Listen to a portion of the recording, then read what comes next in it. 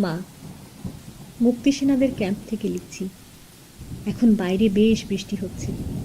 তাঁবুর ফাঁক দিয়ে দেখতে পাচ্ছি সমস্ত দিগন্ত মেঘলা মেঘলা, মাঝে মাঝে বিদ্যুৎ চমকাচ্ছে।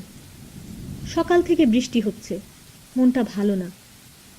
আচ্ছা মা, সারা রাত এমনি চলার পর পূর্বাকাশে যে লাল সূর্য ওঠে তার কাঁচা আলো খুব উজ্জ্বল হয়, তাই না? এই মুহূর্তে আমার ছোটবেলার কথা মনে পড়ছে। বর্ষা এলে তুমি বাইরে যেতে দিতে না।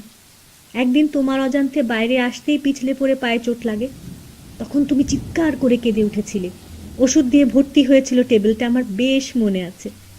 তখন থেকে একা বাইরে যেতে সাহস পেতাম না, ভয় লাগত, বাইরে গেলেই পড়ে যাব। কিন্তু আজ আজ আমার অনেক সাহস হয়েছে। রাইফেল ধরতে শিখেছি। বাংকারে রাতের পর রাত কাটাতে হচ্ছে, তবু ভয় পাই না।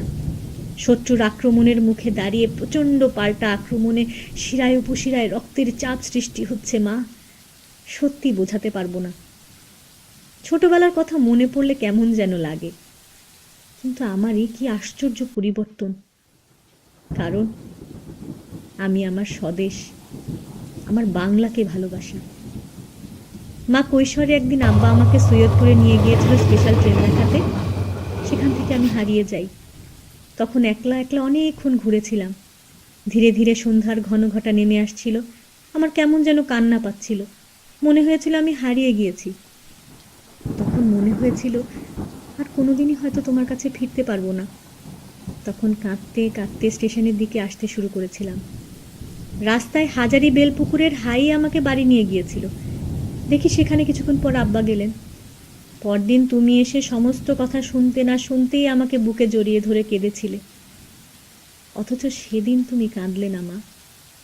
আমি রণাঙ্গনে চলে এলাম। গুলি, শেল, মর্টার নিয়ে আমার জীবন। ইয়ার জঘন্যতম অত্যাচারের বিরুদ্ধে দাঁড়াবার জন্য দুর্জয় শপথ নিলাম। এখন বাংকারে বাংকারে বিনিদ্র রচন কাটাতে হয়। কখনো বা রাতের অন্ধকারে শত্রুর ঘাটির ওপর প্রচণ্ড আক্রমণ চালাই। এই যুদ্ধ ন্যায়ের যুদ্ধ মা, আমাদের জয় হবেই হবে।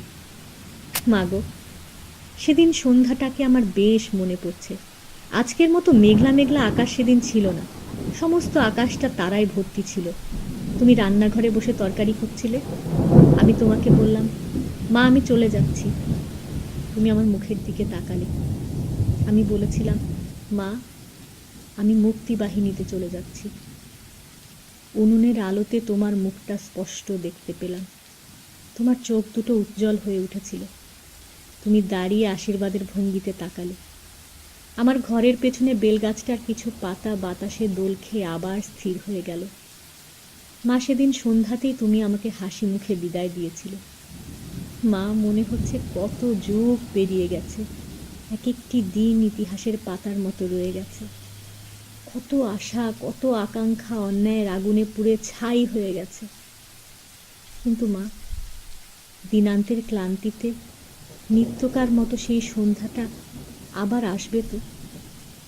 ইতি।